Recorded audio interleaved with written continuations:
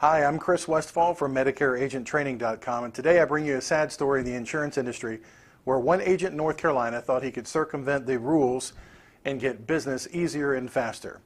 The news story is about Philip Rosal. Philip is an agent in North Carolina that ran BestInsuranceContracts.com. Well, it is no more. Phil was assigned a fee from the Federal Communications Commission for over $82 million for two things. One, illegal robocalling, and two, illegal caller ID spoofing. Tonight, the FCC cracking down on one man and his company. Mr. Rosal was responsible for more than 200,000 robocalls a day, 21.5 million altogether. Philip Rosal of Best Insurance Contracts hit with an $82 million fine. Officials say he preyed on the elderly and poor and disguised the origin of the calls by making it look like they were coming from different phone numbers. It's called spoofing.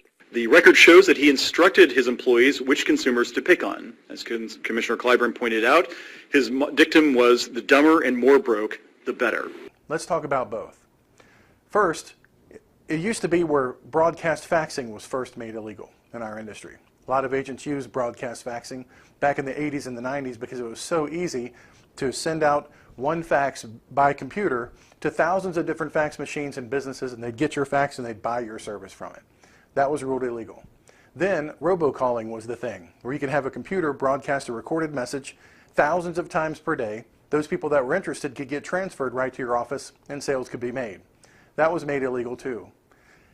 Now you have another problem with these people in the Philippines, which are great people, but they're using these computer boards. And the computer board does this. It'll call a number, play a recorded message in perfect English. If the person's interested or has questions, they can push different buttons to correspond with the answers given again by a perfect human voice. These are called avatar leads. In 2016, avatar leads were ruled by the FCC to be the same thing as robocall calls, which means they're illegal.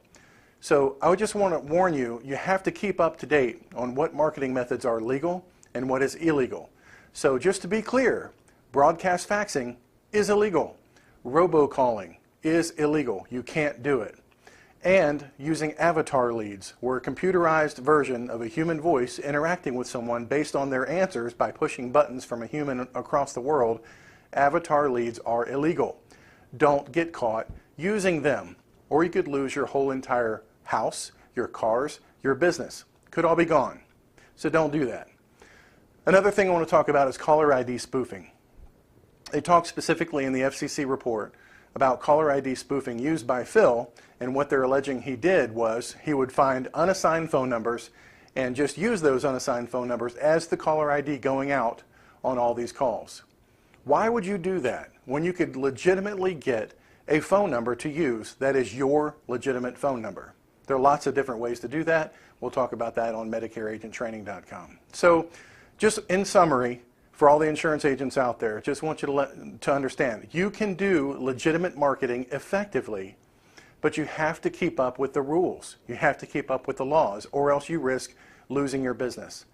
Those agents who are still doing direct mail, you're not immune from this either. There are a number of sanctions coming out from different state governments sanctioning direct mail vendors and agents themselves for doing illegal direct mail pieces. Now, what is an illegal direct mail piece? It's one where you infer that you have the endorsement of the U.S. government. It's one where you infer there's a benefit from the government that they'll get if they just merely reach out to you.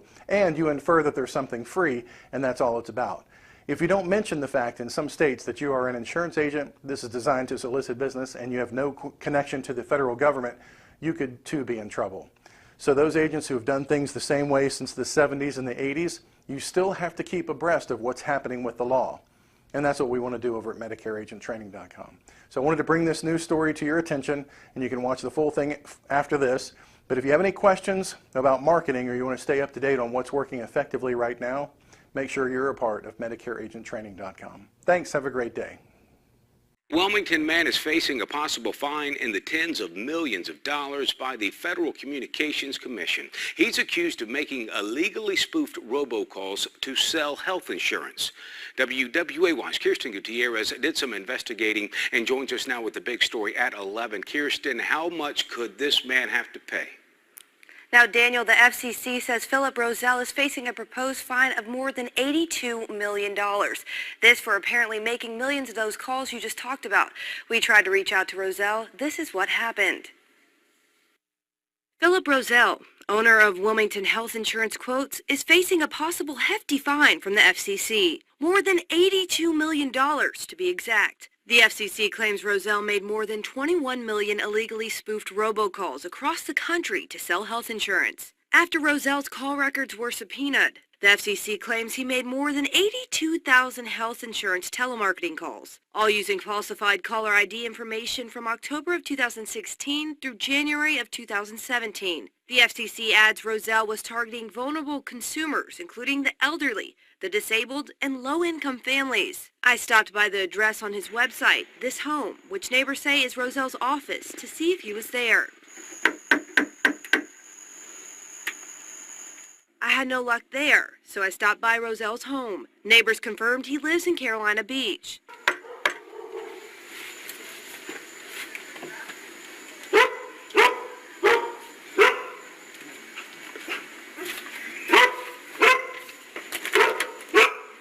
Maybe they just locked the door. Probably. Knock again. I also called Roselle twice and have yet to hear back. The FCC says the Truth in Caller ID Act prohibits callers from deliberately falsifying caller ID information to disguise their identity with intent to harm, defraud, or wrongfully obtain anything of value.